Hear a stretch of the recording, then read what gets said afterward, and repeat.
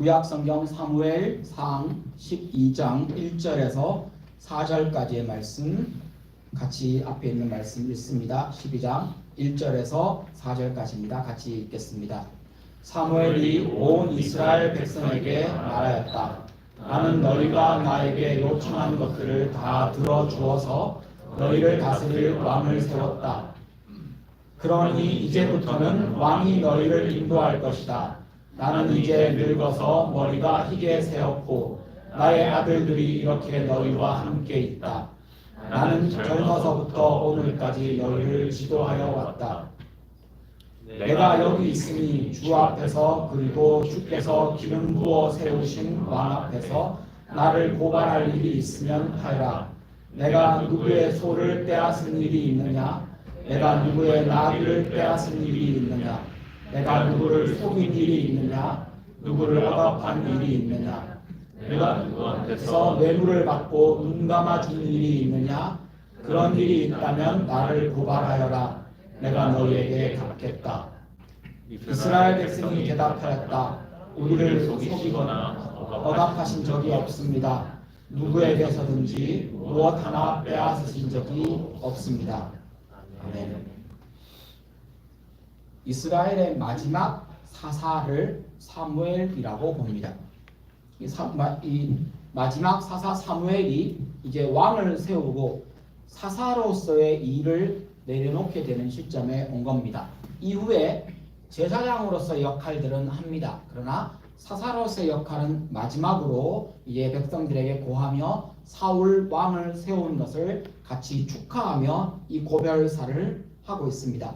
우리가 알다시피 또 저기 그림들에 나오듯이 사무엘이라는 사람은 유명한 나시린입니다. 나시린은 하나님께 드려진 사람이라는 뜻입니다. 한나라고 하는 어머니의 기도를 통해 태어났습니다. 근데 신앙적으로 참 대단한 이 사무엘의 삶이지만 입장을 바꿔놓고 생각하면 그의 삶을 그가 결정한 게 아닙니다. 엄마가 기도해서 하나님께 이렇게 태어나 보니까 엄마가 벌써 자기를 하나님께 우리 요즘 세상 같으면 나 안 할래, 나 싫어 라고 말할 수 있고 많이들 그러겠지만 사무엘은 그것을 받아들입니다. 아마도 그것은 스스로에게 갈등이 되었을 수도 있지만 그걸 하나님 앞에서 받아들입니다. 그것만으로 대단한 사람입니다. 거기다가 하나님의 서원으로 드려진 그는 젖을 떼자마자, 젖을 때는 나이가 몇 살쯤 됐을까 생각해 볼 수 있지만 오랫동안 젖을 먹였다. 그러면 한 5살, 3살, 만 3살? 그럼 진짜 오래 젖을 먹인 걸 겁니다. 근데 그쯤 되었을 때부터 성막에 가서 자랐습니다. 그 어린 아이가 말입니다. 사무엘은 부모의 사랑을 충분히 받지 못한 성인아이였을 겁니다. 사무엘은 부모에게 거절당했다라고 느낄 수 있는 모든 조건을 갖추었습니다. 나는 부모로부터 떨어져, 부모로부터 거절당한, 부모로부터 상처받은 그런 모든 조건을 갖추었기에 그는 우리로 표현하면 자존감이 낮을 만한 모든 조건을 갖추고 자랐습니다.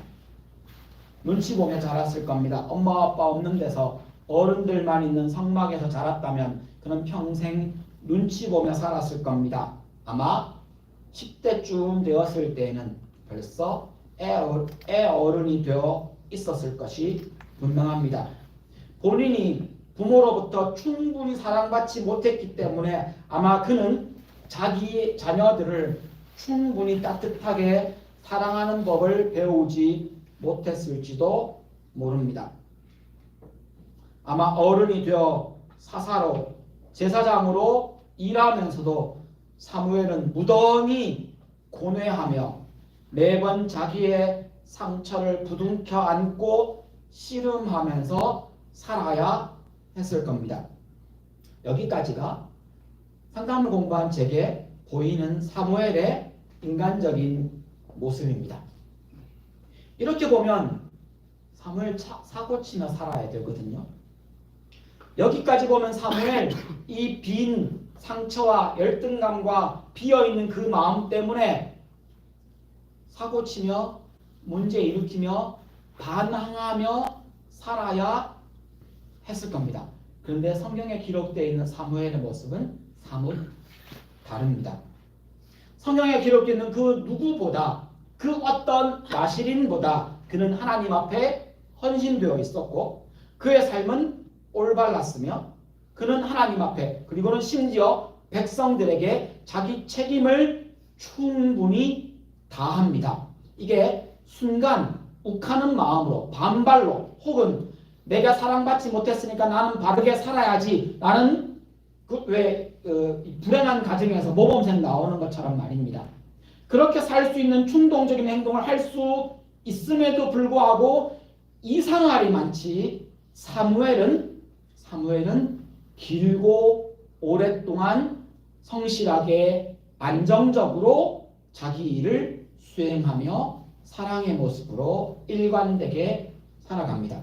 사실 이 부분은 설명할 수 없습니다. 다른 어떤 요소를 첨가해야만 다른 이야기를 보태어야만 사무엘에서 이런 모습을 설명할 수 있다는 겁니다. 특별히 오늘 이 마지막 고별사의 내용은 그냥 입에 발린 이야기가 아니라 백성들 앞에 증인을 세워놓고 내 평생에 내가 사사로 여러분을 섬겼던 이 모든 기간 중에 제가 여러분에게 이러이러한 잘못을 했다면 지금 얘기해 주십시오라고 물었고 백성들의 대답을 통해 볼 때 사울은 진짜로 그렇게 살았던 사람임에 분명합니다. 나중에 다시 사무엘이 어떻게 이런 놀라운 삶을 살았는지에 대해서는 다시 나중에 살펴보겠습니다. 오늘은 이 사무엘의 고백과 백성들의 반응을 통해 우리에게 중요한 가르침 한 가지를 확인할 수 있습니다. 아, 하나님의 백성은 이렇게 살아가는 거구나. 사무엘의 모범되는 모습을 보며 하나님의 백성은 인생을 살아가며 이러한 기준으로 이러한 모습으로 살아가야 하는구나 라고 확인할 수 있습니다. 그 첫 번째가 하나님께서 맡기신 사명에 충실하게 살아가는 겁니다. 여기에서 중요한 키포인트 단어는 하나님께서 맡기신 사명이라는 단어입니다. 그냥 내가 하고 싶은 일을 꾸준히 했다 이 말이 아닙니다. 내가 잘하는 일을 꾸준히 했다는 말이 아닙니다. 하나님께서 맡기신 그 일에 충실했다는 겁니다. 오늘 본문 말씀 1절을 보면 사무엘이 고별사를 시작하면서 예전에 이스라엘 백성들이 사무엘에게 찾아와서 이제 사실은 뉘앙스가 이런 말이었습니다. 이제 당신은 필요 없으니까 당신이 나이 늙었고 당신 아들들은 신뢰할 수 없으니까 당신 말고 왕을 세워주십시오 라고 말했고 사무엘이 그것 때문에 마음에 상처를 받았습니다. 그게 기록되어 있는 내용입니다. 그때 사무엘이 상처받고 하나님 앞에 하나님 이 백성이 나를 버렸습니다 라고 말하자 하나님이 말씀하십니다. 너를 버린 게 아니라 나를 버렸다. 그리고는 하나님이 사무엘에게 그렇지만 그들의 요청대로 왕을 세워 주어라. 마음에 상처받고 백성들에게 버림받았다라고 느끼는 그 비참함, 사무엘이 살아왔던 인생을 보면 그 상처는 사실은 그냥 단순하게 거절당했다는 상처가 아니라 인생을 송두리째 흔들어 놓을 만큼 큰 상처였을 겁니다. 사무엘은 버림받은 아이였으니까요. 근데 백성에게도 버림받았습니다. 그 상처. 그럼에도 불구하고 사무엘은 하나님의 말씀대로 왕을 세우러 갑니다. 그 어떤 망설임도 없이 그 어떤 지체함도 없이 그 모든 과정 중에 자기의 생각과 자기의 의견과 자기의 감정은 잘 조절하고 하나님께서 맡기신 사명에 충실합니다. 2절을 보면 그렇게 세워진 사울 왕이 이제 여러분 앞에 있습니다 라고 그를 데리고 왔고 이제 나는 물러납니다 라고 그 사울을 앞에 세우고 사무엘은 뒷자리로 물러납니다. 사무엘은 평생 동안 백성들을 잘 이끌었고 하나님의 뜻을 백성에게 잘 전달했으며 하나님이 맡기신 그 사명에 충실했습니다. 그는 제가 보기에, 그리고 많은 학자들이 평가합니다, 사사기부터 이때까지 기록되어 있는 그 모든 사사들 중에 가장 최고의 사사였습니다. 삼손을 기억하십니까? 삼손은 어떤 사람이었습니까? 그도 나시린이었습니다. 힘이 엄청 셌습니다. 근데 이 삼손 어떻게 살았습니까? 자기 하고 싶은 대로 했습니다. 삼손 힘센 거 자랑질하며 다녔습니다. 삼손 자기 하고 싶은 거 다 하고, 자기 가고 싶은 거 다 가고, 자기 먹고 싶은 거 다 먹고 마음대로 살았습니다.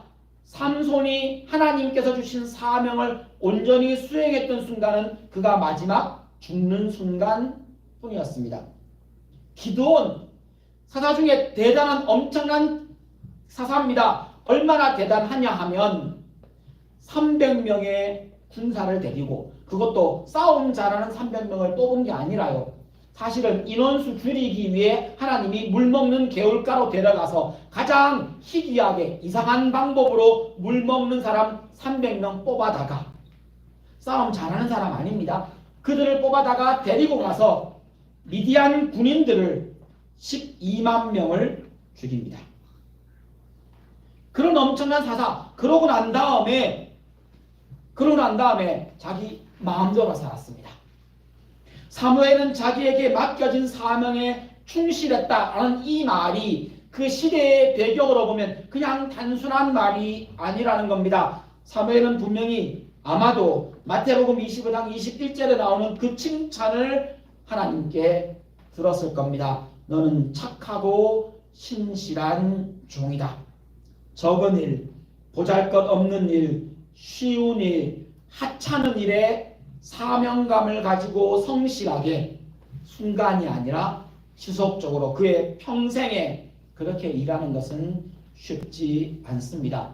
일 자체가 주는 보람이 크면, 그 일을 하고 난 다음에 사람들이 주는 칭찬이 크면 그 칭찬 때문에라도 그 일을 했다라고 말하겠지만, 아니요, 작은 일에 충성하는 사람, 저 마태복음 25장에 나오는 그 적은 일에 충성하는 것이 힘든 이유는 좋은 피드백이 많지 않기 때문입니다.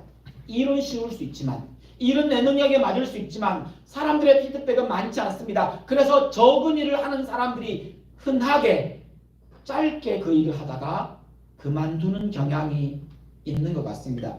여러분, 교회 일에, 하나님 나라 일에 거창하고 크고 멋지지 않을 수 있지만 그 일에 성실하게 그 사명에 충실해야 합니다. 이게 하나님의 백성이 이 땅을 살아가는 방법입니다. 피드백이 혹은 좋은 평가가 우리를 일하게 만드는 것이 아니라 하나님이 내게 그 일을 맡기셨다는 사명이, 그것이 우리를 일하게 합니다. 그것이 진짜 큰일입니다. 우리 각자가 받은 사명은 다를 수 있지만 디모데후서 4장 7절 말씀처럼 모두 선한 싸움을 싸우는 겁니다. 믿음의 분량대로, 능력대로, 혹은 그가 가진 재능대로 우리에게 주어진 그 일에 선한 싸움을 싸웁니다. 싸운다는 표현이 나왔으니 굳이 우리의 신앙의 말로 표현하자면 죄와 싸우고, 이게 작은 일이 아닙니다. 복음을 전하며 싸우고, 내가 예수 믿는 사람이라는 것을 아는 그 앞에서 내가 예수 믿는 사람이기에 한 번 더 참아주고, 이게 작은 일이 아니라는 겁니다. 나의 믿음 지키기 위해서 싸우고, 여러분이 토요일 저녁에 모처럼 찾아온 그 황금받고 멋진 시간에 게임도 하고 놀기도 하겠지만, 그럼 주일 아침 얼마나 피곤하겠습니까? 그럼에도 불구하고 눈 비비고 일어나 오후 1시 예배에 참석하는 것, 이게 누구에게는 쉬운 일이겠지만 여러분, 어떤 분에게는 그 일이 힘든 일이라는 것을 압니다. 그게 여러분이 싸워야 되는 믿음의 싸움입니다. 공동체를 흩어버리려는 세상 문화와 싸우고, 복음을 전하기 위해 싸울 것 아니라 믿음 어린 사람들을 보호하기 위해서 싸우고, 선배 되신 여러분, 이게 여러분이 싸워야 되는 싸움입니다. 나보다 마음 여리고 신앙 어린 후배들을 위해, 그들을 보호하기 위해 내 힘을 사용하는 것 말입니다. 공동체를 흩어버리는 그런 문화뿐 아니라 작은 일에도 미랄처럼 섬기며 싸우는 것, 이것이 우리가 하나님 백성으로 이 땅에서 해야 될 우리들의 삶의 방법입니다.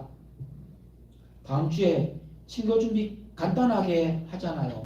그게 여러분 간단하고 적은 일이고 쉽지만 그 일이 우리들이 해야 되는 한 적은 일이 된다는 겁니다. 그렇게 믿음 지키며 살아간 후에 8절에 예수님 만나면 그의 우리의 그 의로운 재판관께서 우리에게 월계관, 올리브로 이렇게 만들어준 명예를 상징하는 그 명예의 상을 주실 겁니다. 그러면서 이렇게 말씀하실 겁니다. 잘했다, 수고했다. 잘했다, 수고했다. 여러분, 이 말이 노벨 물리학상보다, 노벨 화학상, 노벨 생리학상, 의학상보다 이상이 더 큽니다. 수학의 필즈상보다, 노벨 평화상보다, 노벨 문학상보다, 맨부커상보다, 아카데미상보다, 칸의 황금 종려상보다, 음악의 그래미상보다, 저널리즘의 퓰리처상보다, 올림픽의 금메달보다, 발롱도르상보다, 컴퓨터 분야의 튜링상보다 하나님이 칭찬하시는 잘했다, 수고했다 라고 하며 우리의 머리에 씌워주실 그 면류관이 더 크다는 겁니다. 그 상 받으십시오. 그 상 하나님이 주고자 준비하고 계십니다. 사무엘은 자기에게 주어진 그 작은 일에 최선을 다해 그 하찮은 일부터 어려운 일까지 다 해냈을 뿐 아니라 사무엘을 통해서 우리가 확인할 수 있는 두 번째 우리가 이 땅을 살아가는 방법은 하나님과 사람 앞에서 정결하게 사는 겁니다. 주어진 사명에 충실하는 데에는 능력이 조금 필요합니다. 그래서 이 능력이 좀 필요하기 때문에 능력이 큰 사람은 좀 큰 일을 할 테고 능력이 좀 적은 사람은 좀 적은 일을 할 겁니다. 일 잘하는 사람은 좀 더 많이 할 테고 일 잘 못하는 사람은 적게 할 수도 있습니다. 그런데 성경은 본질적으로 일의 크기와 양과 그 어떤 것보다 사람에게 주목받는 일 혹은 숨겨진 일 그것보다 더 크게 보시는 것이 있습니다. 하나님 앞에서 정결한 삶. 이게 하나님이 더 크게 보시는 하나님의 기준입니다. 오늘 본문 말씀 3절에 보시면 내가 여기 있으니 주 앞에서 그리고 주께서 기름 부어 세우신 왕 앞에서 그리고 사실은 이게 지금 백성들 앞에 하는 이야기입니다. 나를 고발할 일이 있으면 얘기해라. 근데 그 고발하는 내용이 뭡니까? 내가 일 잘했나 일 못했나 라는 게 아니라 내가 일 끝까지 했나 중간에 멈추었나 라는 것이 아니라 여기 나오는 이야기가 모두 정결함에 대한 이야기입니다. 내가 누구의 소를 빼앗은 일이 있느냐? 누구의 나귀를 빼앗은 적이 있느냐? 내가 권력을 사용해서 누구를 속인 적이 있느냐? 내 이득을 취하기 위해 다른 사람을 손해보게 한 적이 있느냐? 내가 누구를 억압한 적이 있느냐? 내가 갑질한 적이 있느냐? 내가 뇌물을 받고 그렇게 하면 안 되는 행동을 한 적이 있느냐? 이걸 지금 묻고 있는 겁니다. 사무엘이 이렇게 말하자 4절에 백성들의 대답을 보십시오. 당신은 우리에게 그렇게 한 적이 한 번도 없습니다. 한 번도 없습니다. 사사기에 나오는 그 많은 영웅들, 그 영웅 같은 사사들의 행적을 보면 이 마지막 사사 사무엘이 얼마나 대단한지를 확인할 수 있습니다. 아까도 말씀드린 것처럼 300명으로 미디안 12만 명을 이기고 난 뒤에 기드온은 전리품으로 금을 가져옵니다. 그리고 백성들이 막 금을 바칩니다. 그 금 가지고 에돔이라고 하는 그게 나중에 우상 숭배에 사용됩니다. 거기다가 이 기드온이요 부인과 첩이 너무 많아서 자식이 70명이었답니다. 얼마나 많았으면 그렇게 많았을까요? 기드온이 사사로 성공하고 난 다음에 모습입니다. 자식이 아들만 70명입니다. 그러니까 그들에게 나귀 하나씩을 줬답니다. 권력과 부를 세습합니다. 그리고 그 아들 중에 아비멜렉이라고 하는 아들이 있었는데 이 아들이 하나님이 세우셨다기보다 스스로 사사가 됩니다. 그리고는 형제 70명을 다 죽입니다. 이런 비극이 기드온에게서 시작되었던 겁니다. 동족 이스라엘을 압제합니다. 돈으로 용병을 사서 권력을 만듭니다. 어떤 사사는 이랬지만 사무엘은 그러지 않았다는 겁니다. 사사 삼손, 그가 나시린이었지만 술 좋아했습니다. 독주 그냥 막 마셨습니다. 머리카락, 그것에 비밀이 있다는 것을 알고 있었지만 사실은 나시린은 머리카락을 자르지 않습니다. 그것만으로도 그는 머리카락에 손을 대면 안 되는 사람이었습니다. 근데 그걸 술 먹고 사랑에 빠져, 그것도 이방 여자의, 그 여자가 창기였을지 어떤 여자였을지 성경은 구체적으로 말하고 있지 않지만 분명한 것 한 가지는 그의 욕심과 그 자만으로 인해 그는 거기서 몰락합니다. 나시린이 만지면 안 되는 몇 가지가 있었습니다. 시체.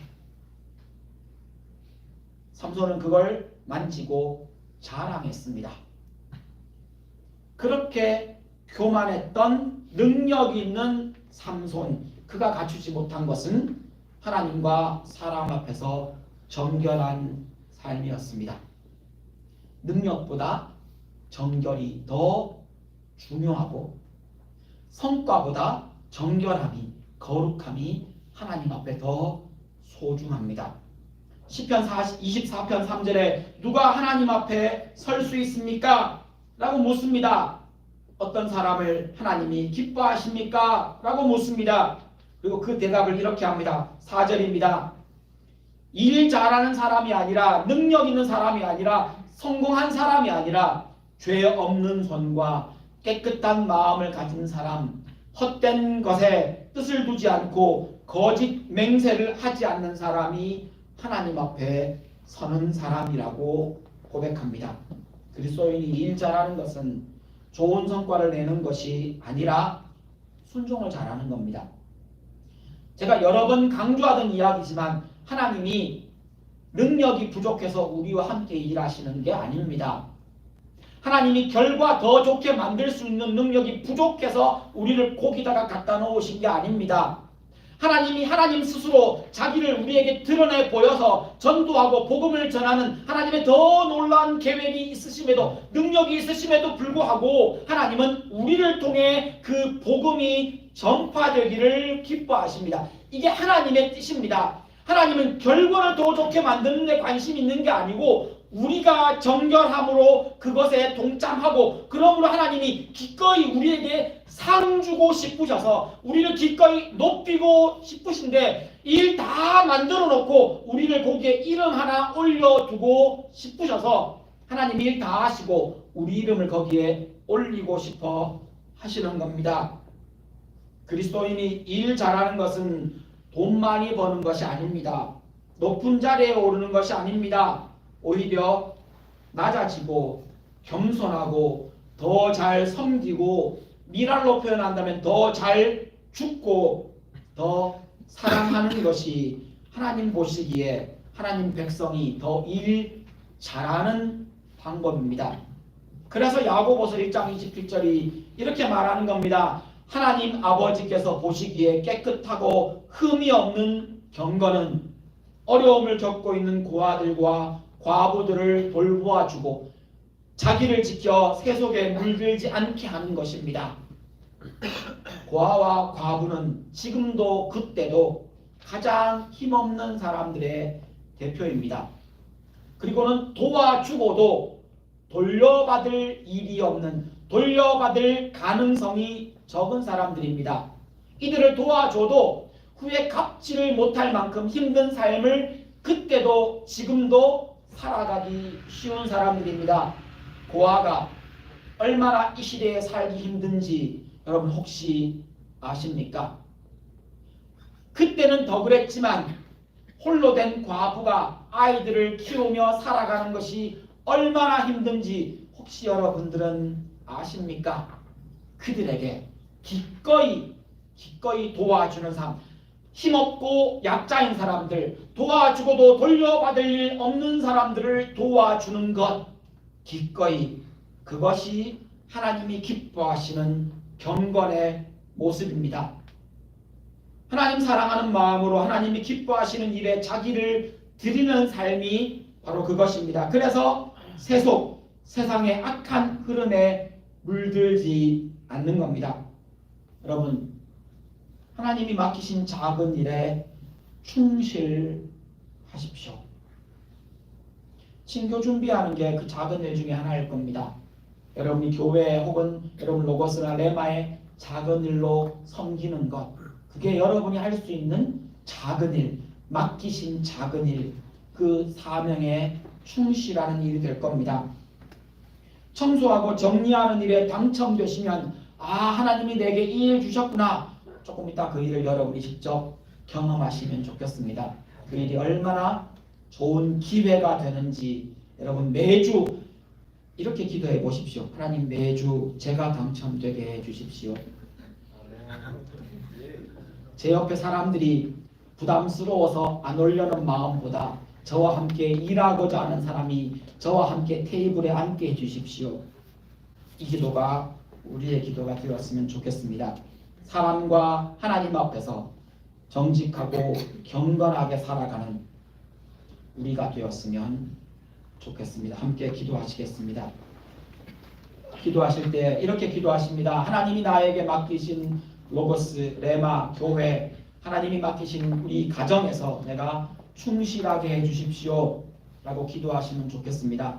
혹은 여러분 중에 어떤 분은 깨끗하고 흠이 없는 경건을 위해서 어려움을 겪는 이웃과 형제 자매를 내가 돌아보게 해주십시오. 우울하거나 자살하는 사람이 있다면 하나님 내게 붙여주십시오. 하나님 내가 세상에 물들지 않고 그리스도인답게 정결함을 유지하며 살게 해주십시오 라는 여러분의 기도 제목으로 오늘 말씀을 통해 받으신 여러분의 기도 제목으로 함께 기도하시겠습니다. 다 같이 기도하십니다.